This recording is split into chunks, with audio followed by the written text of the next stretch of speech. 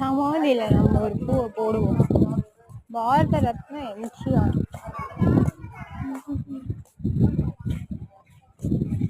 சந்து சமாதியா? காது கேக்குதா? நான் தான் படுத்துக்கணும். அடுத்து வச்சுக்கோ. சமாதியில பூ சமர்ப்பி பூ கொடு சந்து. தரமாட்டா அவருக்கு. நான் பூ கொடு சந்து. அது என்னடி அவ்வளவு அம்சமா எரியுது? எப்படி காத்துல எரியுது? போறதே இருக்கணும்.